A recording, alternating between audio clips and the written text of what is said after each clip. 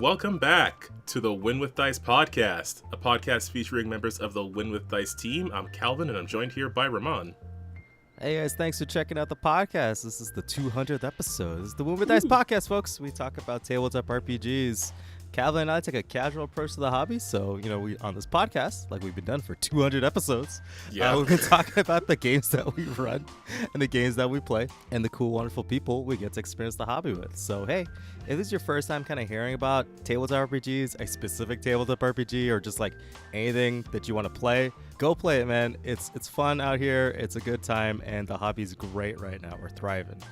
If you are a player at someone's table, hey man, it's good to jump behind the GM screen once in a while. Give that GM a break. You can do it. It's cool. I promise. If nothing else, I hope that's the thing that people get from, or have gotten from, our past 200 episodes, is that it's not as hard as you think it is without having done it first. Yeah, and whatever nerves you're feeling, it's cool. Every single person, including the Mattias of Mercers, has felt that. So just run with that, and you can do it. Yes, every Matt you know. Every Matt you know has felt the nerves. So yeah, we are hopping into our 200th episode, and we also, day of recording, have recently hit 1,000 subscribers. Some incredible milestones are happening today, and we are going to get into so much fun stuff. We got some questions that we have to talk about, so we're going to make some answers or come up with some answers for all of those. And then maybe we'll do a bit of flim-flam on some channel history and whatever else comes to mind. But before we get into that, we have to get to the most important part of the show, the Win with Dice Weekly GM Tip of the Week. Which, do we have a tip this week? Oh, shit. Okay. Oh, wait, sorry, hang on. You have to do the intro. You have to do the intro properly so I can do the song. After the intro. Okay, cool. Yeah, yes, the Win with Dice Weekly GM Tip of the Week. Brought to you by Ramon. Totally not last minute. Folks, I'm sick, so I'm very sorry. Don't worry about it. I'm hitting here with Halls and some tea, so hopefully it doesn't come across so bad on the recording. But for the tip of the week, geez, guys, we've done a lot of these. I had a if you have a thing, go ahead. I had a thought because I just ran a game yesterday and it just came to me. Oh well, Calvin, then go ahead. Oh, did you? Please save us from me. Please save the entire podcast from myself. Well, when we do get back into recaps, which might take some time, we're probably going to get to this recap eventually. But I was going to mention to you, Ramon, in the Fateseer campaign, which I've talked about on here a bunch of times, where the players had been tasked with taking this particular gnome to a particular part of the map, and it was just a travel campaign. And now there's a bunch of shenanigans happening, dealing with the consequences of the end of that journey. So I made the mistake of just throwing some hags in. Like, there was an opportunity to do a hag thing, and I hadn't thought of it beforehand, but I improvised something that I really liked. I didn't get to go full detail into it, but it's given me a plot thread that I can keep pulling on now. But one particular thing that happened is when the players were in combat with these hags. So this NPC that all the players love, which I'm very glad and grateful for, an NPC by the name of Brima, she actually managed to get the kill on one of the hags in this coven. And I think I've talked about this before, because I'm pretty sure Brima has gotten a kill on an enemy before. And, I always like to let the players describe their kills, but the players are really, because I want that to be their thing. I don't like to be, like, the NPC, even the one on their side, taking a kill from them. But they all like the character, so it's all good. That's already covered. The main thing, though, was that there was another hag in play still, and she had a pretty powerful spell she could only do once per day, where basically like a metal spike juts out of the ground and stabs into you. There's a whole save and everything for it. If you fail that save, you basically get pinned, and I think the intent is to do like massive damage and then take you off guard because you're basically pinned to the floor or the wall or whatever. Unfortunately, this particular character rolled a critical fail on their save, which doubled the damage, which was enough to put them below 0 hit points. And this was the first time in a long while this character has taken that much damage, and I think the first time this character has gone into dying.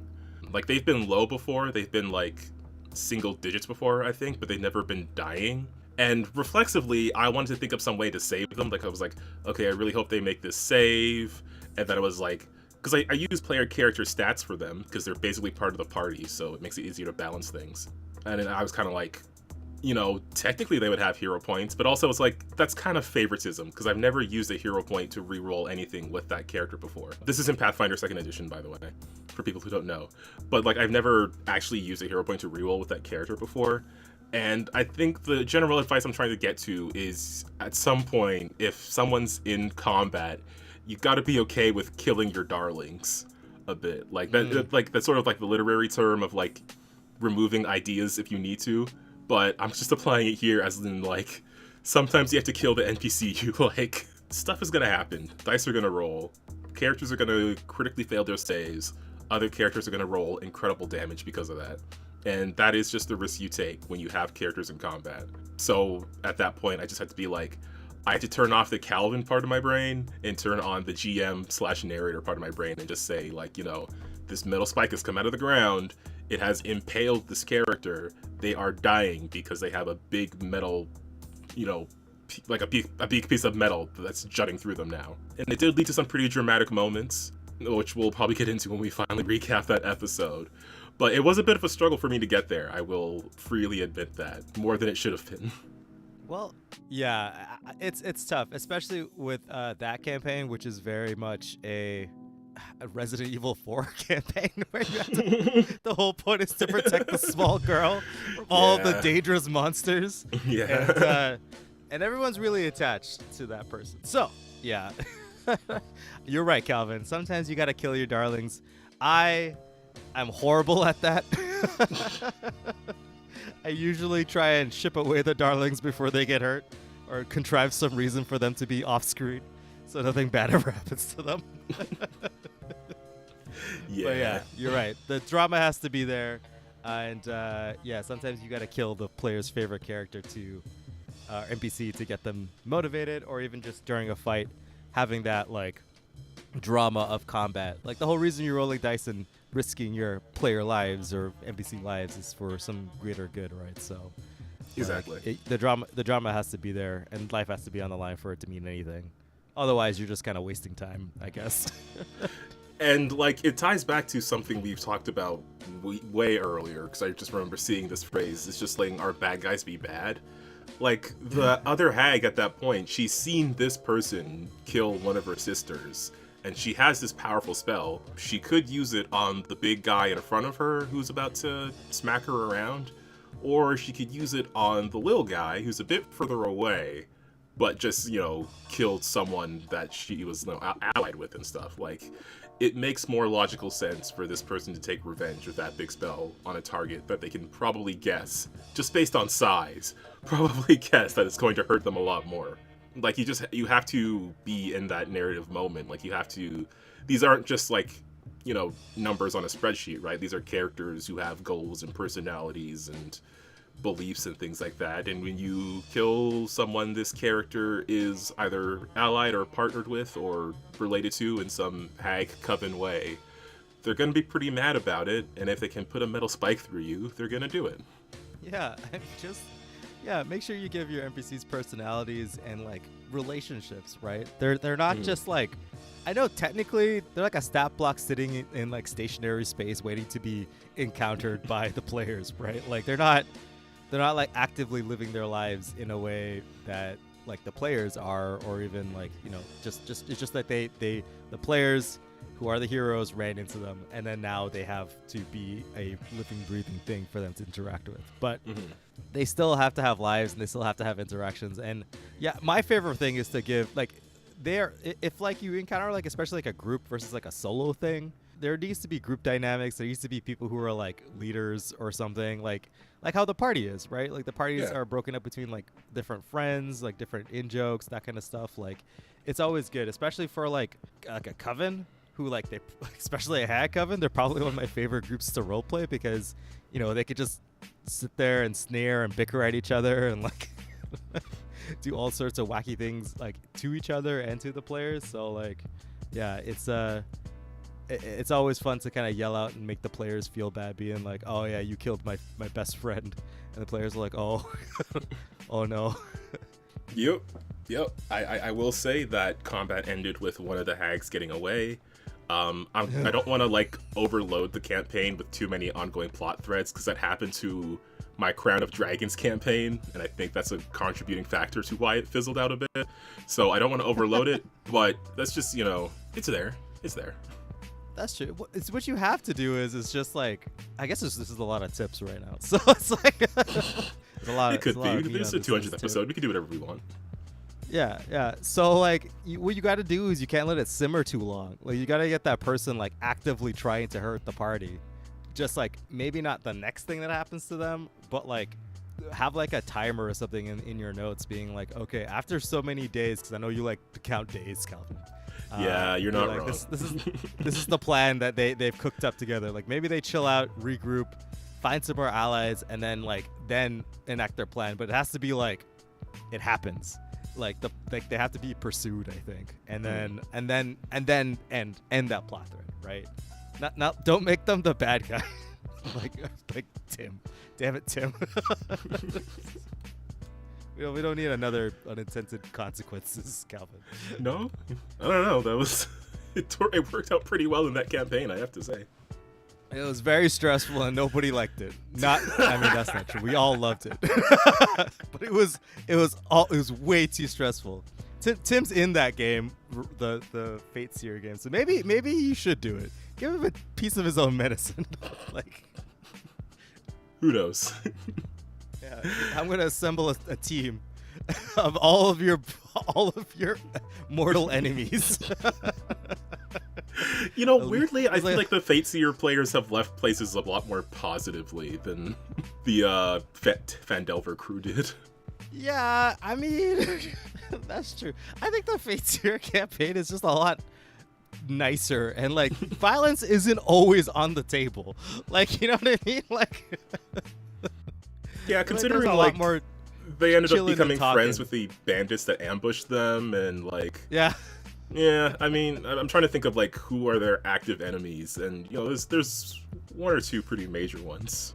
I don't know. Maybe they can like talk no jutsu this hag back to be friends the next time they meet. We'll see. I would like to, players ignore this next few seconds. I would like to tie this into the hag stuff I was doing in a different campaign, but I gotta figure out timeline stuff for that. Oh my god, Calvin and his timelines.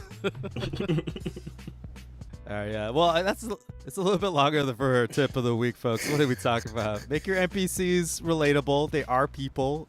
Make sure you kill those darlings if it comes to it. Let the dice wherever they roll, let them lie. You know what I mean? If people gotta go down, they gotta go down.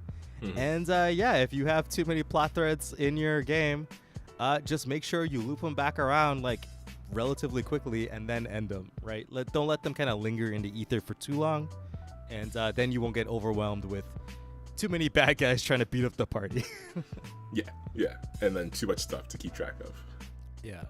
Okay, let's get into this episode. So last time we reached 100 episodes, we did like a Q&A thing, and we're going to roll into another one of those. We had some questions that were given to us through our YouTube comments. So we're going to answer them. We're going to see how that goes. And if we feel like it, maybe we'll do some more stuff. We were talking before the episode about looking at some stuff with the podcast, some of our older episodes and things like that. But we will see how long we end up talking, because as always, I'm always nervous about having an episode that's like 20 minutes long and we just flim-flammed for like 10 minutes. So I think we're probably okay. I hope you guys enjoy the podcast. Like, I don't know. I feel like I guess it's weird. I don't know if people like the podcast. I think they do. I know lots of people do, because of all your comments and the likes and stuff like that. So we really appreciate that. But yeah, I don't know. Like, if you guys listen to this video and it's your first time hearing us, like, what an episode to jump on. Weird place to start. Yeah. Cool, man. I appreciate it. Like, it's crazy, dude. Like, this is the vibe the entire time. Yeah, it's pretty chill, pretty casual, and we like rolling dice and pretending to fight monsters. Exactly, man. Like, Calvin and I joke all the time that we forget that we're recording, so hopefully it's just a good thing. All right, let's hop into this episode. So we had, as I said, some questions given to us through our YouTube comments, and I'm just going to go through them in order that I saw them. The first one being our favorite RPG moments. And this was asked by Deuce over on YouTube, who people will be familiar with if you've seen stuff on the Untold Stories project channel. Or if you happen to also meet one of the nicest guys in the world at the Origins convention, as I was able to do this year. So yeah, favorite RPG moments. I don't know, Ramon, anything immediately jumping out to you? Because I can think of at least one. Like the two that I have two that came up in mind. One from Pathfinder First Edition, like way back when my buddy Steven was running games for us back in like before university, so it was like 10, 12 years ago. And one that's like a little bit more recent, where I was in a campaign for Wallflower, both happening at the climax, the final boss fight of the whole campaign, where it's like the party versus like the big bad guy. So for the Pathfinder First Edition one, it was we were like kind of been tricked, but not really tricked, but basically like somehow this contract demon got this contract in place to basically create like infinite power to siphon a bunch of like bad vibe energies from like this gate, from this like crazy dragon from this other side of this like double world marble gate that we dove into, and essentially turned himself into a pit fiend and was like gonna go mahaha off of everybody. And then we were like, screw that, dude. The only person doing infinite money glitches is us. And we proceeded to fight. But pit fiends in Pathfinder 1, I believe they have like, they're immune to fire. And we're fighting this dude like over some lava. So he was just like, we downed him because, I don't know, our fighter is like a freaking monster. So like the fighter killed the dude in like a couple rounds of combat, basically. But then he plunged himself into the lava, right? Thinking that he's safe because we can't swim in lava. Like, how could he? But before, like, preparing for the fight, I was playing like a witch, like a Pathfinder 1 witch, and I got like the staff. I think it's a staff or Eye of Robes or something, which basically allowed me to always like see my like enemy, right? Like I mark them and then I can see them, right? So through the lava, I can see where this dude is. And and the GM, we were playing like I think we're at like 16th level, and the GM was like, hey, there's some extra infinite money glitch energy going on. Take this rule book, and then now you're level 20 for the turn, right? So we're able to just like cast a level 20 spell or whatever we got, or a 10th level spell if we wanted to. And he told us a little bit beforehand, so I had my eye on this one, which I thought was pretty hilarious. I forget what it's called, but it basically makes a 20-foot radius area into solid, just cold. Like it's the absolute zero of whatever the universe is. And basically, when you kill something in that, like they take damage, like they cannot revive. Period. Like they can't heal. They're just dead. Like they've become like they're just frozen solid at the 0th degree of the universe, right? And because this thing is in lava, the area turns all the lava into rocks. So then we kill this thing, right? It brought it to 0 HP. It dies. It can't revive. It can't heal. And it's frozen solid in this perpetual rock, which cannot be unfrozen. That is just sitting in some lava. Like, damn. And then we won. Well, yeah. Bad. So yeah, thank you Pathfinder 1 for setting up that silly ass situation. But yeah, it was kind of one of those cool moments where I guess in Pathfinder 1, again, like back with old D&D, like fighters are really cool, but like wizards are quadratic, right? Like they just get to do dumb shit that a fighter can never possibly do. But it was fun because we got to all take a couple rounds of doing stuff, and yeah, it was cool. I think the other player was playing a cleric, and they got to do some cool cleric stuff and basically just keep the party alive while we try to duke it out with this thing. Yeah, that was a pretty dope moment. And then the other moment was in Lancer and Wallflower. Spoilers for Wallflower if you guys haven't ran it or read it or whatever. I guess, Calvin, I can't tell you because I would like to run Wallflower to you, but like, I don't know. Like, there's an NHP that goes bad. You have to fight it. Like, that's like all Lancer. I mean, it's like every Lancer boss ever is like, NHP did bad things. Now it's crazy. Put a stop to it, Lancer. Like, but anyway, we fought this NHP. I'm not gonna tell you who it is or which one or whatever, so you're never gonna know. Okay. But we fought the NHP, the character that I was playing died previously, and like they had a couple underlings, like NPCs that they got to like give out orders to. So I had a choice to choose between who's gonna be their replacement. So I had a more like, not like calm, but like more reserved, collected person, and a hothead who was basically like the copy of my previous character. So I decided to like go with the more chill one and played a more support role with a Swallowtail, which is like the lock-on mech with the whole like doing a bunch of target lock stuff. So during the fight, my mech blew up because obviously we're fighting the final boss. Yeah, reasonable. But like at the end of all that, because how NHPs work, you gotta get down to like the final layer. And the final layer does like this like mega beam attack and just blow up all the mechs. But the NHPs have like 1 HP when you get to the final layer. So my pilot, who like kind of inherited like this vibe of like we got to do better from like my previous character, because my previous character was from Union. He really believed in Union. He really believed in Third Com's attempt to make things better. Like he drank the Kool-Aid. So then this character got to like get out of their mech, pull up their assault rifle on this 1 HP god, essentially, right? And was like got to say the one-liner. I think it was like, let's not repeat the sins of the past.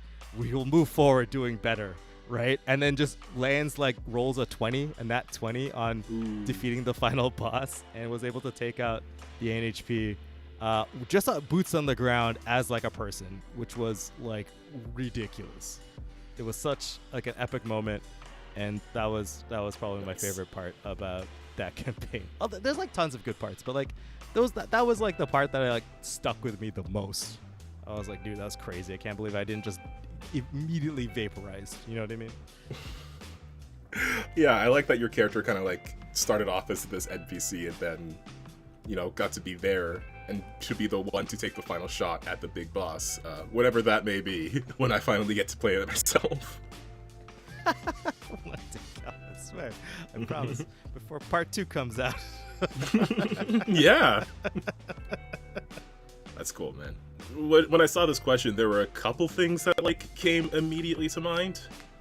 One, I'm sure you're familiar with Ramon because it is the Wyvern reveal. Oh yeah. Fuck. Tim, man, why would you do that? I wasn't even there for that session where Wyvern like became a Batman. Like, so I guess to describe, because it's not even like a singular moment. It's like several over a bunch of sessions. But we were playing a Pathfinder 2e conversion of Lost Mines of Phandelver being run by our friend Tim, which we talked about on here before. And at one point we were dealing with some orcs who were like hanging around near the town and sort of bothering people. We were sent there to clear them out, essentially, because they were a threat to the town. But there was one who was like watching the entrance to their lair. So my character, what we ended up doing is we were talking to this orc instead. She did a charm spell. She became sort of friends with him. And she felt really bad about killing him. So we ended up like sending him on this wild goose chase of trying to get like an owlbear pelt, you know, thinking he couldn't do it. Some of the others in the party thinking he would just get killed in the attempt. We went in, we dealt with all the orcs, and they had this big like ogre thing with them as well. But we took care of it pretty handily. I was still worried about that guy, but no one else was, so we all moved on. And later that night we could hear like mournful wailings in the distance. And then it was kind of out of mind at that point. So we kept going. But the thing is, like, at the time, during the time we were talking to that orc, we were near a place called Wyvern Tor. And the orc had mentioned, like, he didn't have an actual name. Because, you know, he wasn't, like, tough enough to earn one or something like that. So I had suggested Wyvern as a name because it sounded really cool. And, you know, after we move on, didn't think much of it. But we got to the second arc of the campaign. And during that time, a lot of the characters, like their personal relationships, like their families or the people close to them were being attacked or threatened or kidnapped or various things. And we were wondering, like, who is it that's doing this? Who is bringing a bunch of our previous enemies together to sort of mess with us in this way? And we had this object that we had found. It's basically like any person, any good aligned person can ask it one question and it will get the honest, truthful, accurate answer, but then that person cannot ask the question again. So we were trying to figure out who was doing this to us. So my character just asked, who is the one that's behind all of this? And she got the answer, Wyvern. And then I had to go back to my notes and do a quick Control F, like, who is that? The realization that this goddamn random orc from like a year ago, maybe more, was the one who was behind all of this. That, for one, was pretty intense. But afterwards, we realized his plan. We were tracking him down. He was going to where my character's hag mother had been captured. And this was the part that like really twisted the knife, as it were, because we finally found him. Tried to apologize. Well, I tried to apologize for, causing his roaring rampage of revenge. But he was like, he's not actually after revenge, because he never had a friend before, and we became his friends, and then we immediately killed his entire family. So he was like, that's what friends do. They kill your entire family, and we're friends. So It's like some fucking Batman villain shit. Like, I was like, oh no. No, please no, Tim. This is too crazy. The title of that campaign arc was Unintended Consequences, and my goodness, was that appropriate? Because there's so much gut punches. I was like, oh no. Man, I remember making, like, because we did the recap, right? Like, I wasn't there. So I remember making the thumbnail when we recapped that session. And I literally just took the orc picture and put a Batman mask over it. Yeah. And I was like, oh, man. Well, we just made Batman.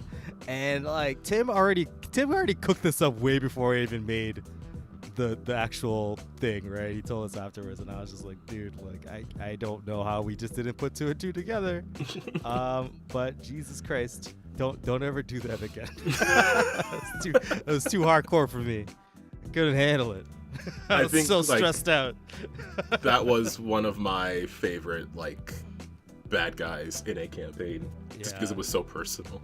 I did also want to mention, just because there's footage of this over on the Untold Stories Project channel, where I realized I kind of gave Alex a supervillain who has been a problem in several campaigns over on that channel now. Because my character, Bowman, who is a canon character in the Mutants and Masterminds Earth Prime universe, but I kind of put my own spin on things. He had this thing going on in his secret identity life, where he had like this community project stuff going on where he was trying to improve like certain areas of Freedom City, the city where they all live.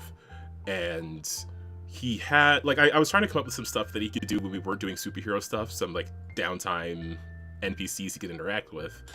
And one of them was Sophie, who is basically like, she was brought on to be in charge of that project, as well as a potential love interest for Bowman's alter ego. But she was always kind of suspicious, at least from the beginning.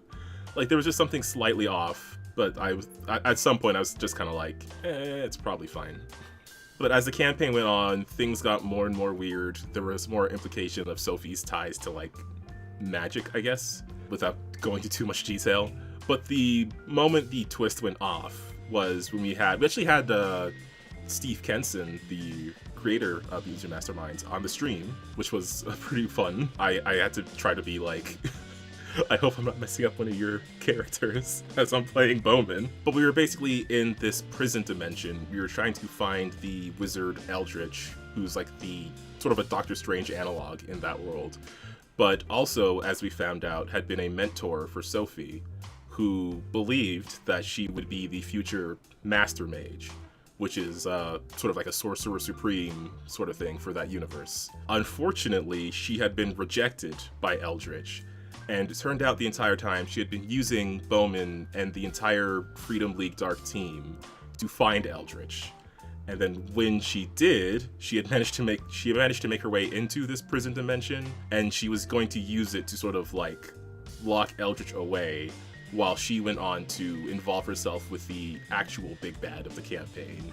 So I have a screenshot of my face when I realized it was Sophie betraying us, who somehow ended up in this magic dimension and had these ties to Eldritch. And if I can find the screenshot, I'll put it on screen of my face as I'm absolutely flabbergasted as this twist goes off. But then, yeah, like the actual campaign we were playing, it is from a published campaign, the Nether War campaign. It ends with this, I mean, I probably don't want to say too much about it, but it ends with a certain, like, amalgamation of villainous powers, and Sophie ended up as a replacement for one of those villains that we had to deal with in the end. And then she was just still around, and she's shown up in other campaigns, and part of me is like, I'm really glad I got to have so much impact on this stream game universe, but also, she was just kind of meant to be a background NPC for me to do some downtime stuff with, but now she's a problem for everybody.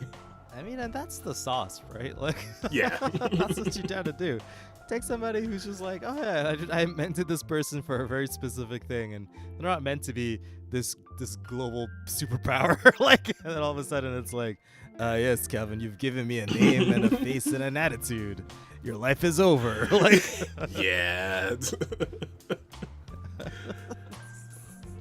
Yeah, that's pretty cool. I mean, I like that a lot because, like, I don't know, comic books is always like the background character that all of a sudden becomes like the forefront out of nowhere, and you're like, oh, they were doing all this stuff behind the scenes the entire time, and you're like, oh, damn it. Like, yeah, there's so much drama there now, because now we also have Sophie from like the anti-Earth universe where all the heroes are villains and all the villains are heroes, and she's just hanging out in our reality now. So when we come back from break, we'll see, I guess, how we're going to deal with that. So wait, there's like good Sophie because bad Sophie's bad in your world? Yeah. There's good Sophie and bad Sophie in the same universe? Yup. Okay. But also, like, bad Sophie is because what we're dealing with now is dealing with like evil versions of Eldritch without going into it too much. So Prime Sophie is like on board for helping with that. So she's on the good guy side, quote unquote, for the time being. But, you know, no one trusts her for, I think, obvious reasons. And then, like, opposite Sophie's like, oh, that's a bad guy. I'm a good guy. Let me help. So now both Sophies are on your team. Yep. Wow. All right. I mean, damn, bro, that's crazy. Comic books are crazy. They truly are. Yeah, I don't know. It's always one of my favorite campaigns to be in. I love playing games over on that channel. I'm looking forward to whatever happens in the new year over there. Yeah, I guess all my favorite moments involve a big twist with the bad guy. Although there was that moment where we ended up like in a situation where we had to recover like a powerful spell book from another dimension, and we got there and it was being taken by this guy who had taken power from these two massive evil entities, and we just grabbed the book and noped out of there. Like, that's a problem to sweep under the rug for now. Yeah, you're like, hey man, it's all good. We're not here for you. Bye. Like, you go do your thing. We'll see you're you not in on the list. a couple of issues. Yeah. Like, you're like, yeah. I think people below in the comments, they can also mention their favorite RPG moments, because I would love to see them. Yeah, I mean, I would say it's like probably a couple of those. Like those are as players. As a GM, one of my favorite moments, I think, too, was the fancy fighting tournament that I ran for the pirate campaign. Like, as a GM, that was a pretty funny time because, like I said, like in that most of that campaign is just a napkin and a dream. Like, yeah. I leaned heavily on my players to help my ass out, making this shit fun. So I had the players kind of describe the people like in line with them, and they're in this like wacky witches market where like there's all these like weird goobers running around. So like they explained there's like, you know, there's like my favorite was the dudes with the eye patches who are all cyclopses, but they're not cyclopses. Like, they were like dudes who had eyes and they all lost them. And one dude had like 4 of them. They were just faking it, and then they had to fight them. So instead of like actually doing like basically the tournament was for them to get, okay, it's not a very long story, but basically they were kind of like forced to deliver a obviously cursed rose to this Fae lord, essentially, who runs this like fashion fighting tournament where the players could, obviously they're fighting people because it's Pathfinder 2e and they have a lot of ways to kick ass. But also they could make roles to like entice the crowd or do stuff stylishly. The idea is like kind of like things are like, it's like a runway, but also combat, kind of like any other shonen fighting tournament. But it's in a weird witches market, which kind of exists in like a pocket portion of the Fey wilds in my world. So, you know, all sorts of spooky magical entities are there. So they had this line, and I had them describe like who was in the line, and we all had a good time like riffing on them. And then when the actual fight happened, I just took the people that were in the line that they described and be like, yeah, this is who you're fighting, right? And we got the Cyclops dudes who were just faking it because they were like, don't hit us, we can't see, and it's actually they can see perfectly fine. And then they fought like basically the Ninja Turtles, except they were like smelly, sticky cactus dudes, and everything was radical.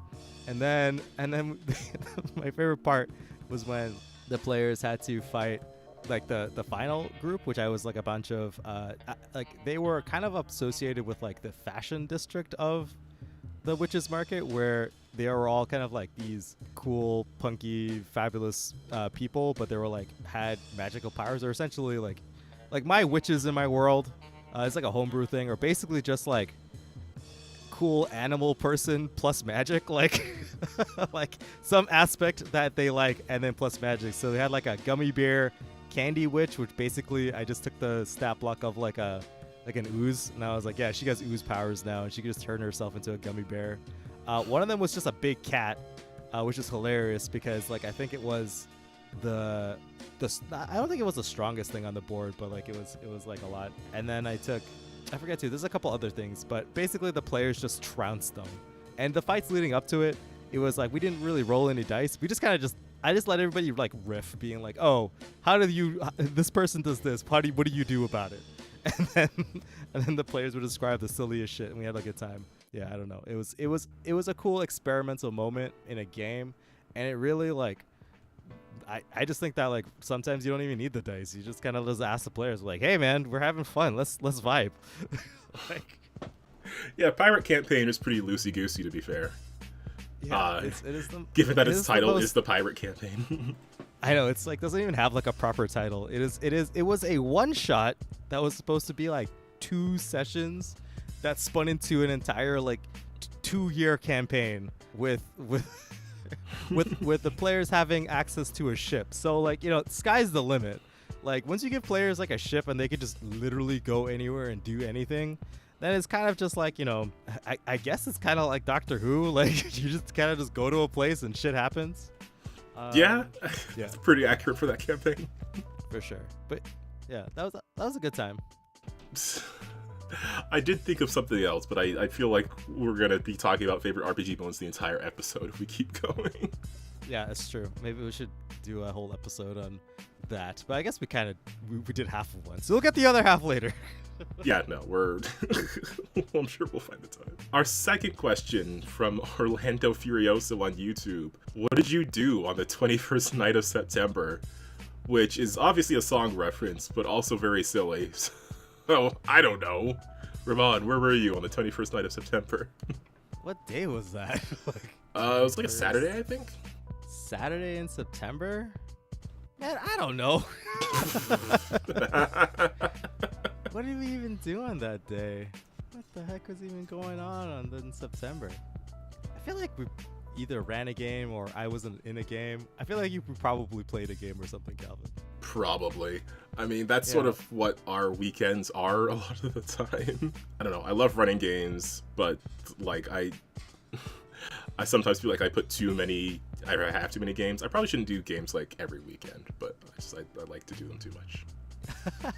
I find that like it's like a bad problem to have. Like it's not a bad problem, it's a good problem to have, sorry. Where it's like there's so many games that I can be involved in. Yeah. Right? And there's lots of opportunities to play games, and I know that my life is very blessed where I get to have friends who are excited to hang out and play some games with me. But yeah, it's tough because life is hard and you have to do adult things. So you can't just I can't just say yes to everything like I want to. and it breaks my heart every time. Yeah, that's why you gotta make things so that your hobby makes money, so you can justify it. Yeah, if you could write off some taxes with it, then it's all good. That's the dream. Yeah, that's Writing off RPG supplies on your taxes, because this is how you make your income. But yeah, I don't know what happened on September 21st. I feel like I was either cleaning my house, which I am doing a lot, or we're recording the podcast. Oh, on the probably. weekends. Yeah. At least we tried I wonder to. what episode that even would have been. What would we have recorded the 21st night of September of 2024? Because whatever episode would be out after that, right? Oh wow, it's so weird having a YouTube channel. Guys, if you have a YouTube channel and you record weekly, you have like this backlog of what your life was or what happened. Like, it's weird. That was our Flim Flam episode. That was our classic Flim Flam episode where we just rambled about stuff. What was episode before that? The one before that was we were talking about some of the new Starfinder classes. Oh. Yeah, and then we probably talked about another class thing afterwards. I guess back where the sausage is made, it's kind of just like sometimes we just like have to reorganize stuff because of schedules. Because after that, we had an interview one with Shaka, which I don't know if we recorded the following week. Yeah, we had a little time gap. So yeah, that's like a classic Flim Flam episode. Actually, I feel like we cover a lot of RPG news now. Which is great, and I love it because a lot of cool stuff is happening, and that means there's lots of opportunities for people to jump in the hobby and find the thing that they like and use whatever rules that they like. I mean, to be honest with you, Pathfinder's kind of crushing it. Like, you could play as a cool little otter dude, have cool otterness about you, and still be like a wizard, so which is pretty awesome. You can do it in space now. I would totally love to play. Yeah, and you could be in space. And you can be an envoy otter to be like, get him, like, get a little pause. So, like, I don't know. Pathfinder's doing a lot of cool stuff. The Lancing community is really strong. I mean, like, Tom Bloom is just putting out, like, the coolest shit these days. Life's good.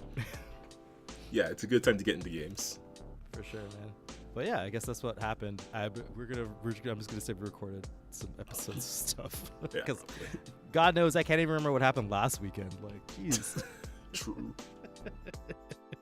Our next question from Deuce: musical episode when? So this is sort of a reference to the streams, where there's several different versions of Calvin. I feel like there's podcast Calvin. There's podcast interview Calvin, and those two are a bit more organized. Podcast interview Calvin is the most buttoned up I get. Podcast Calvin is just chill and hanging out.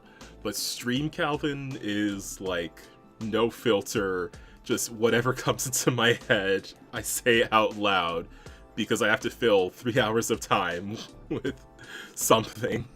And that somehow ends up with a lot of singing on stream. Gosh, I was actually just talking about how I used to do like this freaking Doctor Who thing during Mass Effect Andromeda because the loading screen looked like the Doctor Who intro. Nice. So musical episode when? I don't know, Deuce. There are continuing and ongoing threats on the USP channel of doing a musical episode. I'm sure Alex would be into it. So. Maybe it'll happen over there. Yeah, Tim was also asking about Sing with Dice. It's just Calvin doing covers. Because in the game, his character Delorfek, this dwarf, he had moved through Brima space to attack one of the hags, and I was like dashing through the gnome with a great axe meant to slay, because I thought it was very clever. Yeah, I don't know. I like having those random musical moments on stream. I don't know if I could like purposely sing a song for people to enjoy and hear, but just like when it comes to mind, or if I'm doing something, or if I'm waiting for something to load, and then it just hits. I don't know. I'll do that, but an actual proper song, I'd be too nervous. I don't know.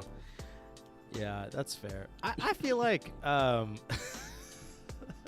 well, what we can do, we can be halfway. Maybe when we when we do like let's plays and stuff on the like actual, what are they called? I don't know what they're called. You know, we play the game on the we stream a game on the channel. Words are escaping me. Like actual play? Actual play, yeah. We do like an actual play of a game. We all, whoever's DMing owes the people like a musical theater episode or whatever, a session where it's like it has to be themed.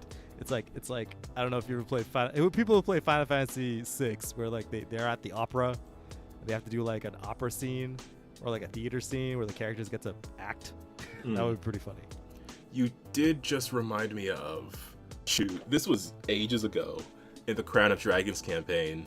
They were on the water for some reason. I think they were just doing some back and forth travel. It was with Hell and High Water's crew, because it always is. Shoot, and I had said that they were doing some, like, they were just singing some, like, pirate shanties and stuff.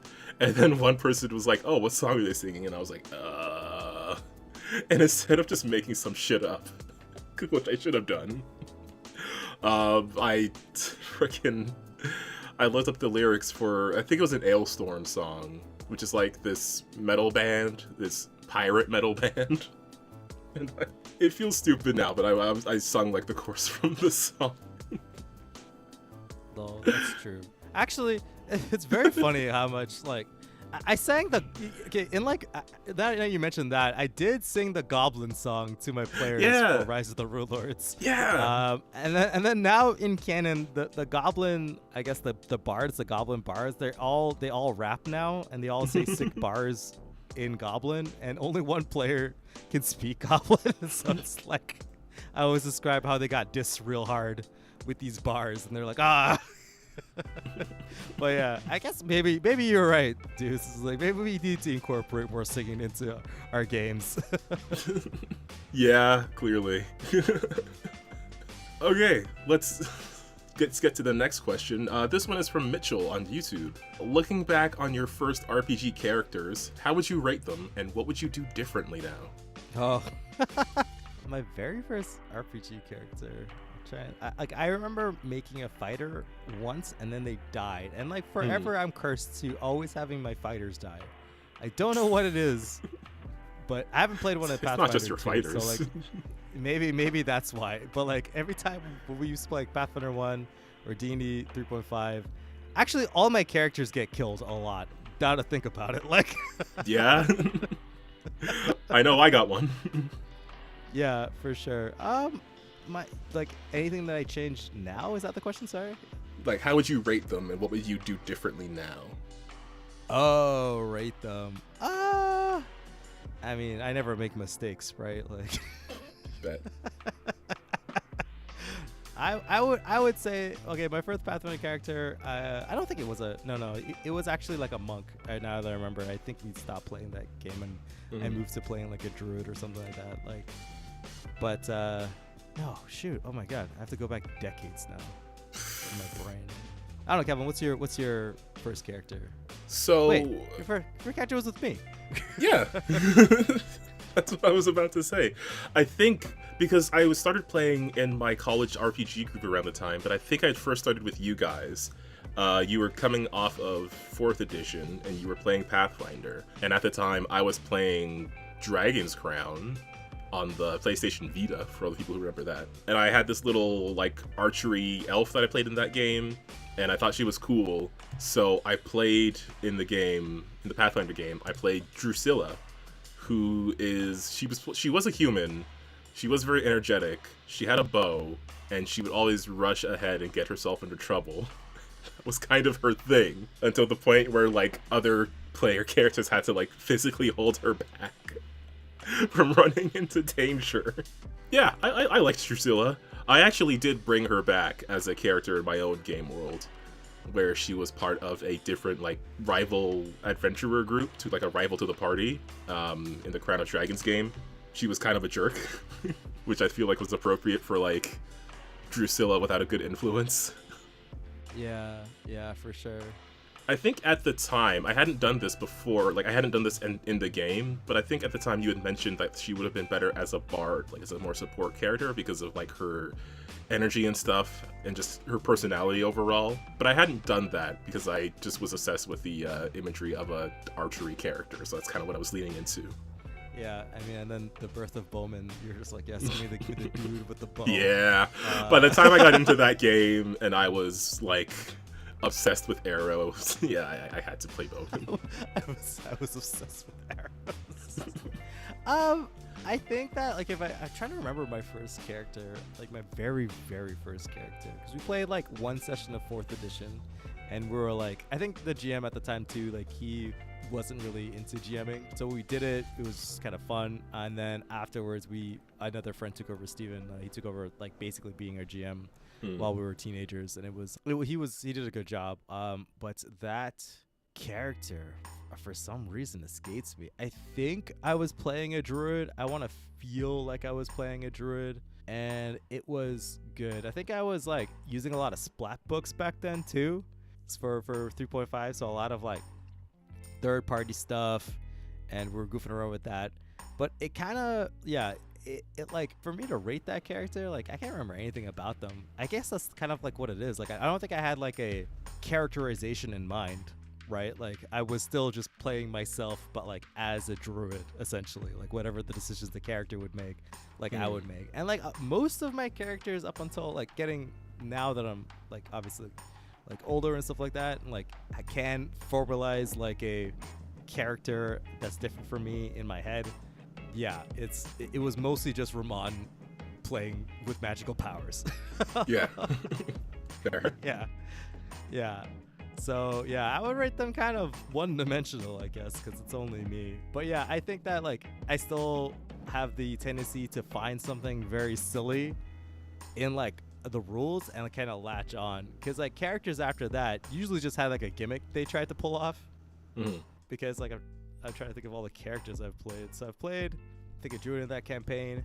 Afterwards I played, it was the witch that killed the pit fiend that sealed him away in perpetual rock for the eternity. So that was pretty fun. Playing a witch is really fun in Pathfinder 1. I think that's probably why I started like latching onto the idea of like hags and silly nonsense like that, because the witch had this cool thing where they was able to basically give disadvantage before disadvantage existed, right? And then you were able to like stack that with like a perpetual -2 even if they saved, because you could like cackle as like a bonus action to keep something going. And if something had like a refresh rate of like 1 turn, you just keep cackling on your turn, and then whatever's happening would suck, and then you like enfeeble them, and then basically I was able to take one thing stat all the way down to 0, and they're rolling 2 dice and taking a negative, so they would just fail anything.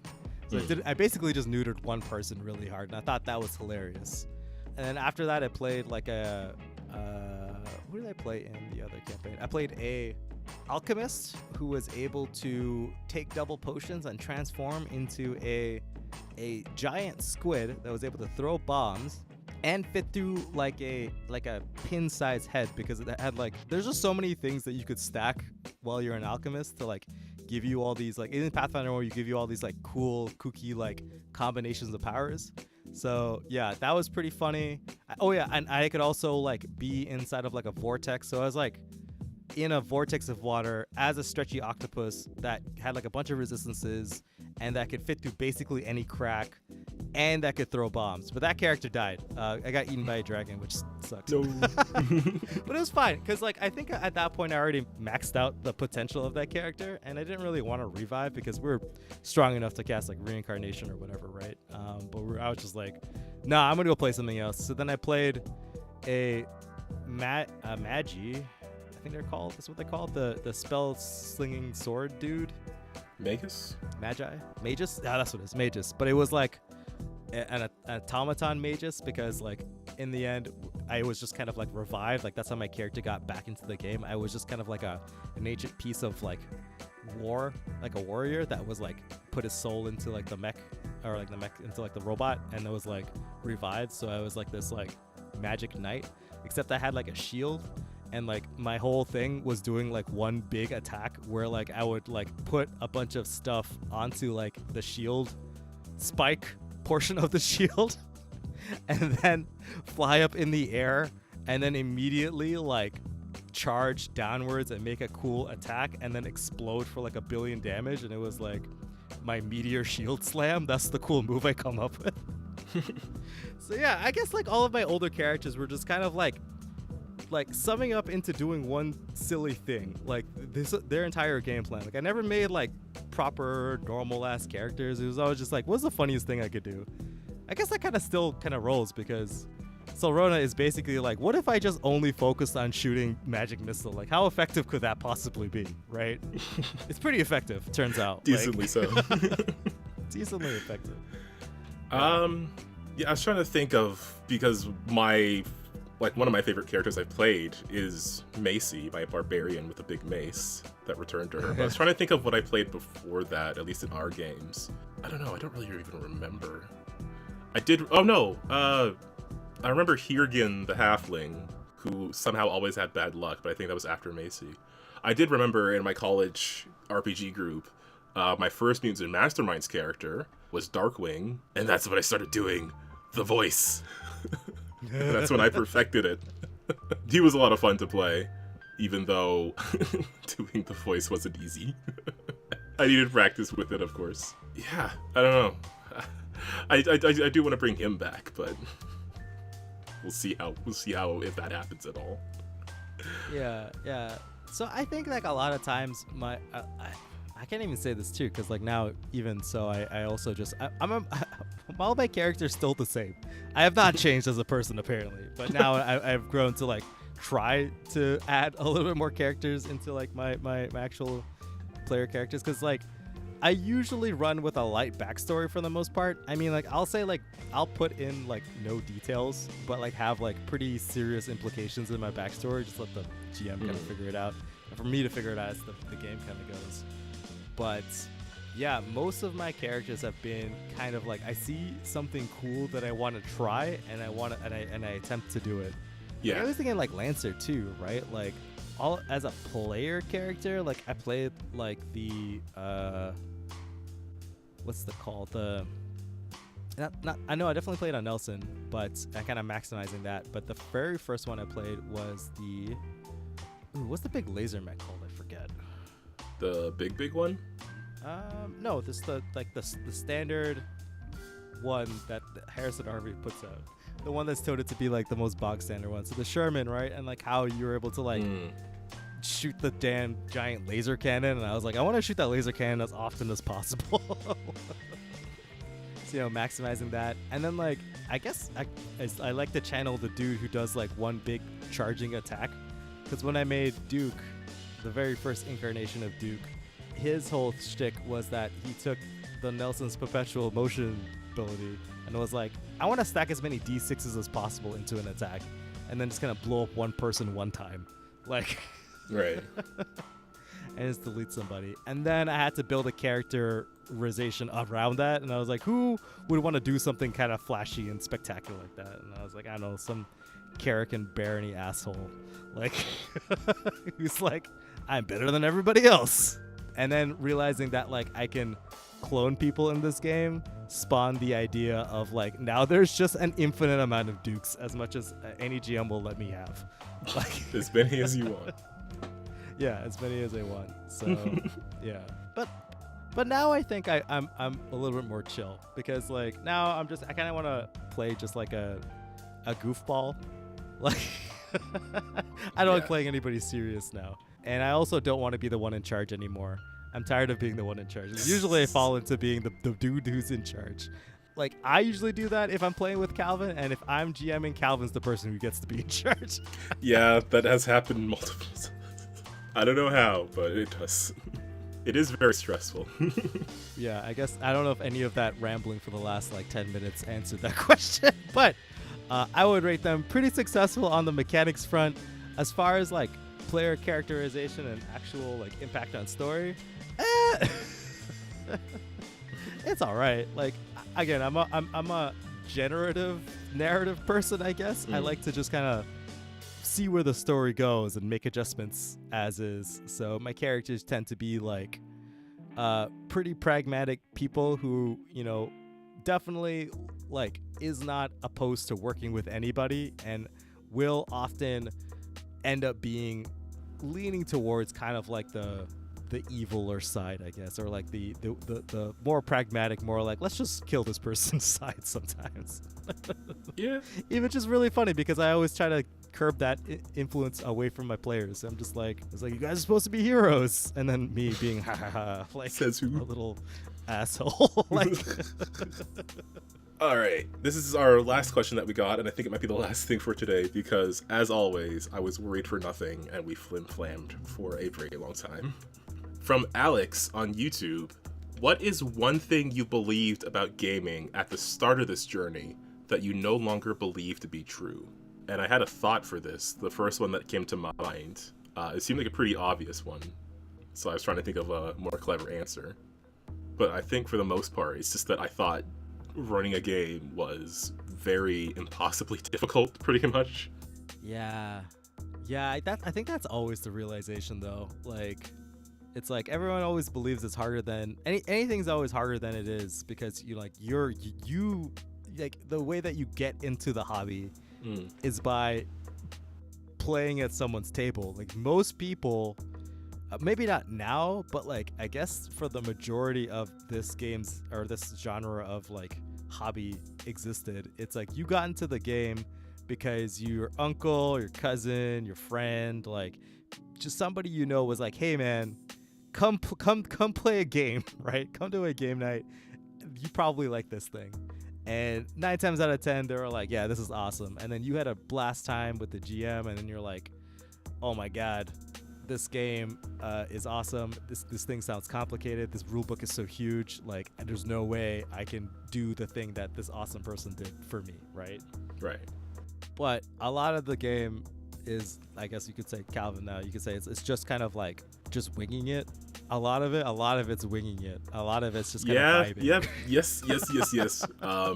I think that's probably the main thing, is I didn't realize how much improv happens on the other side of the screen, how much winging it happens, and how you can't just prepare for every eventuality.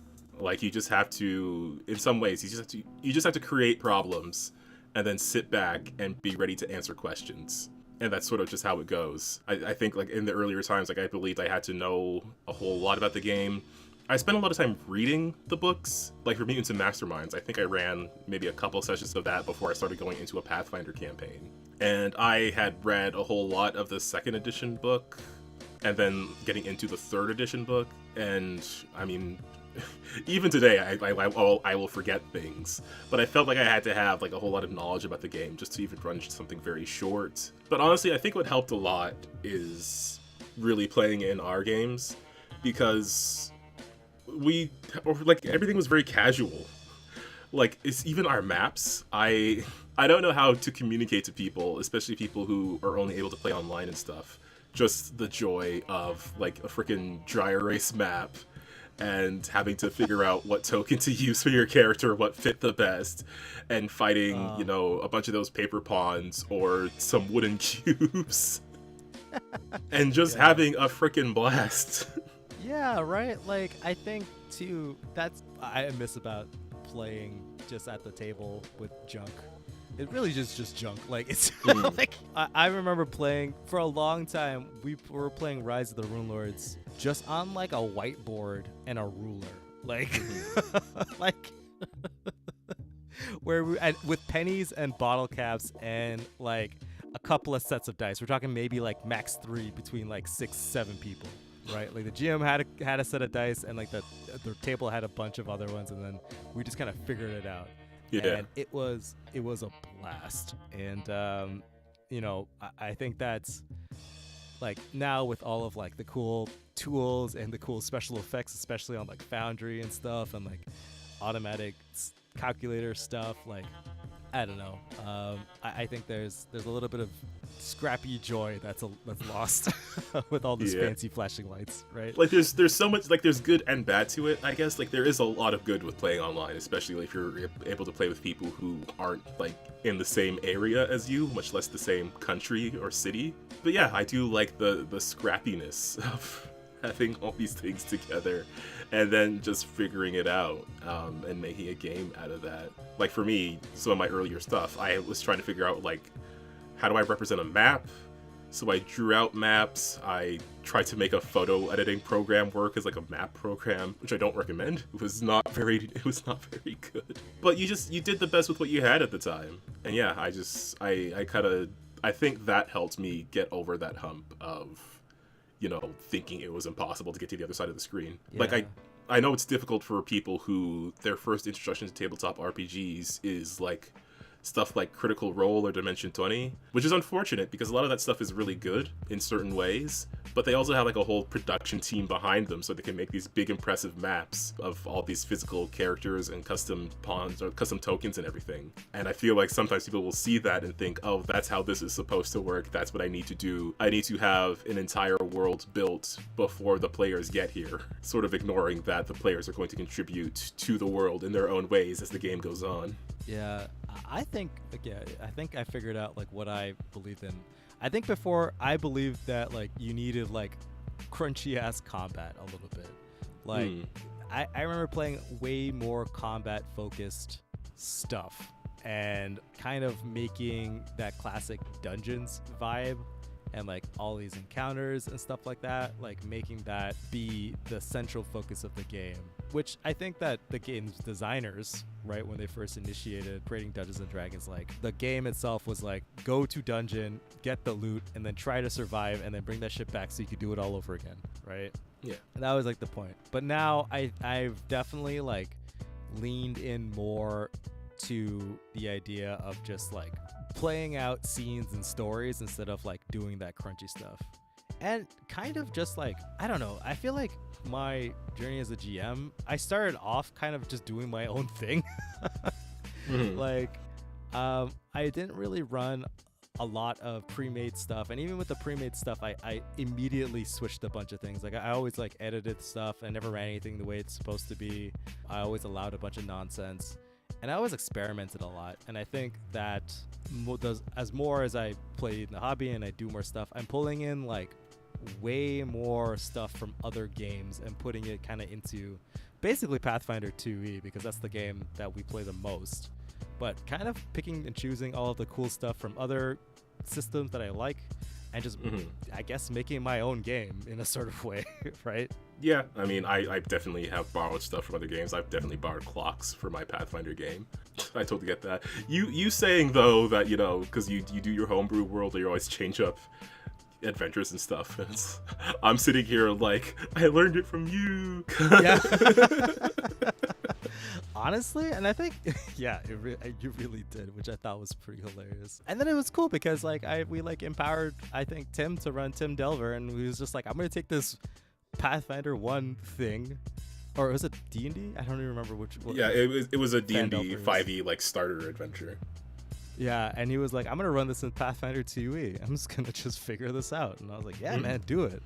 Actually, I really liked taking smaller like one-page adventures, which is kind of like the bare bones like stuff, and like slotting it into the world and like running that kind of stuff, and like getting comfortable with the idea that we don't really need like a grand campaign or idea. Like actually the fun happens in the little moments and little adventures along the way. So not really stressing too much on like the big climactic bad guy doing big climactic bad guy stuff, and just kind of like focusing on the cool small moments with cool characters that the players get to talk about and cool little set pieces that they get to like reminisce about like in the future, right? So you did offhand mention one-page adventures there. I don't know that I've ever seen or used like a one-page adventure. That could be a cool thing to look into, though.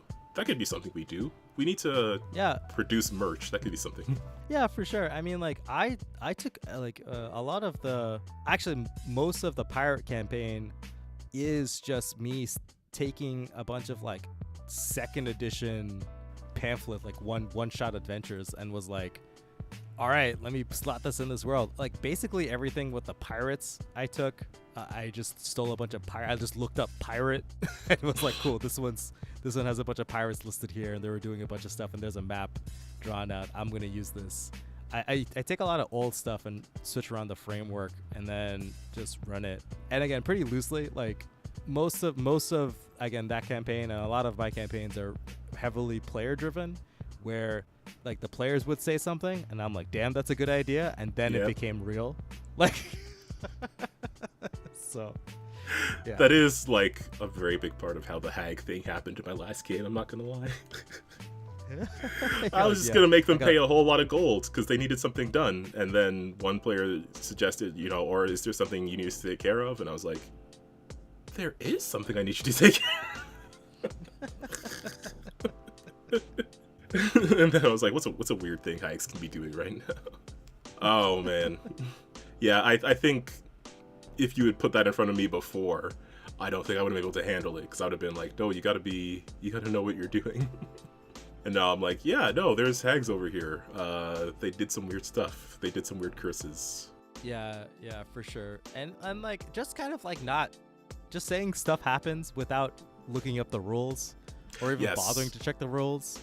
That's a big thing that I learned to kind of wave away very quickly. I'm just like, I don't know how this thing is supposed to work, but I know how this game works, where the higher number means you did it.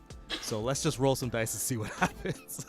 Yeah, I don't know. I bounce between it a lot. Sometimes I'll get into the minutia of stuff, especially if it's like a life or death situation. Like I did have a thing where one of the hags was like, oh sweet, I'm not gonna die if I can do this. And then I realized, oh no, I can't actually do this. I should have just freaking done it, because it would have been the more interesting thing to do, but... Yeah, and like no one's checking your work. No one's gonna be like, the player's gonna be like, hey, the hags can't do that. Yeah, I think there are some things I still need to be a bit looser on, because it was like, I'm sure we'll get into the details of it, but it was like, this could have been a cool escape at 1 hit point. But it did lead to Brima killing that hag, and it did lead to Brima getting freaking curse stabbed, so it's not too bad.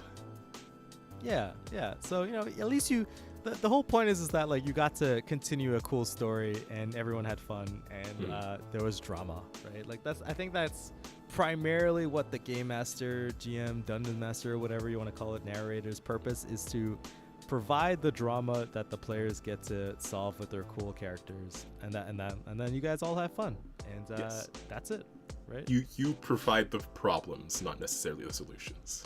Yeah, you don't have to give them the solutions. There's usually like more of them versus you, so they'll figure it out. Like yeah, there's like 4 brains, 4, 5, 6, however many brains on the other side of that screen. They will come up with something you didn't come up with, and if it sounds neato, just say yes, make them roll a die, and get a high number. And eventually you'll get to a point where you figure out your groove, and then it's not that overly simple, but you know what you want to do and how to do it. Yeah. So yeah, I guess we answered all those questions, right?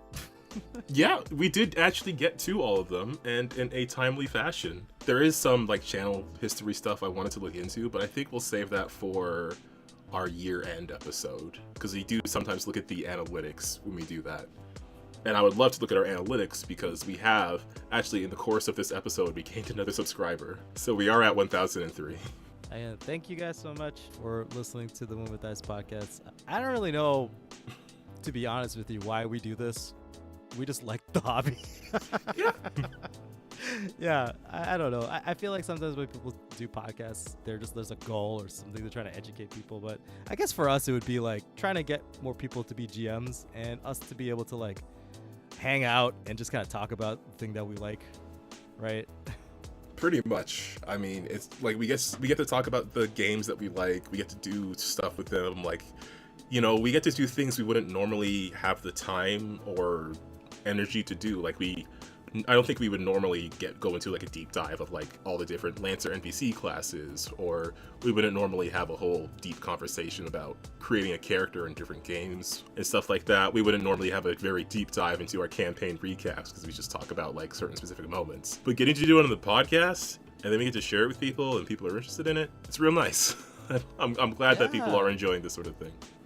Yeah, my favorite part is like the comments and connecting with people and like talking to them and about their cool ass campaigns that I'm just like jealous of. I'm just like, damn, bro, this sounds awesome. Like, and yeah, connecting with people and meeting people and connecting with like, you know, all the cool tabletop RPG writers that we get to talk to, interview, and like get their perspective on the hobby and like what they're vibing with. Like, it's fun. And thanks for all the subs, and hopefully we get to, I don't know why we would stop the Boom with Dice podcast, but we probably won't until we reach like episode 1,000. And maybe there's too much stuff. Like, we should probably reset the number or something. Go into season 2. I have thought about, because I think you had mentioned it too, and I have considered it, because when you upload on Spotify, you can put like an episode number in, but you can also put like a season number. And I have considered, like, what if you just did go into season 2? But I don't know. I like our big number.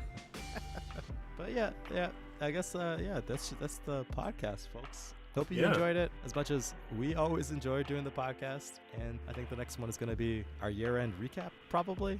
Yeah, because we are, like, the next Wednesday is going to be Christmas, so we're probably not putting an episode out that week. Do we want to do our next one on, I guess, the 1st of January, or are we gonna wait until the week after, or I don't know, will we decide it later? I don't want to put any dates on the actual recording, so then like we're holding a gun to our head, but you'll get it soon. We definitely want to record over the holidays, and then we'll get into our grades that we always give each other, but we always make big claims at the beginning of the year. And then let's see if we actually did it. I think another year has gone by and Ramon has not done the thing he said he's done. So I don't know, folks. Like, I know, Ramon, just run Wallflower next year. We got to get you into more shorts, because people like the shorts with you in them, apparently. And if you run a game, we can make clips. Fine. I will do that. Yeah, we'll go into details about the short stuff in the next episode, but they have been doing very well, especially the GM advice ones, and I'm really glad that worked out. I'm just glad people like it, and it's worthwhile. But yeah, cool. That's the episode then. So, thanks a ton, everybody out there, for hanging out. All the 1,000 of you, apparently. Everybody who's stopped by, listened to an episode on YouTube, Spotify, wherever else. Just thanks a ton for checking out the podcast. And if you are here on YouTube, please check out the links below, where you'll find a bunch of other writers and creators that we've talked to. If you're into the Lancer RPG, go ahead and check out all their incredible work. Also, if you want to check out more actual play stuff, please check out the Untold Stories Project channel. I ran Lancer there recently. They have some ongoing campaigns that are going to be coming back in the new year. So there's a whole lot of stuff there that I'm very excited to get into. As well, if you are into Mass Effect, which I think a lot of people are, if you check out the Vault Companions channel, I'm over there on Sundays playing Burr, my big ol' Krogan guy, who is learning to like his teammates. Even though one of them did just knock him over in a fight, which, to be honest, is probably the quickest way to earn his respect. But yeah, that's about it. Ramon, anything else to say before we head on out of here and take our holiday break? I'm glad you guys enjoyed it. Hopefully you guys do enjoy it. Give us some comments below about your first characters or your favorite moments in your campaign or anything you ran or played in. Merry Christmas or Happy Holidays, whatever it is. I hope you guys have a good time with your family, man. Yeah. And hopefully you all get a chance to play some games over the holidays. Oh, yeah, for sure. All right. Well, for the end of 2024, and for all of our GMs and players and tabletop RPG enjoyers out there, just remember to keep on winning with dice, and we'll see you next year. Bye, guys.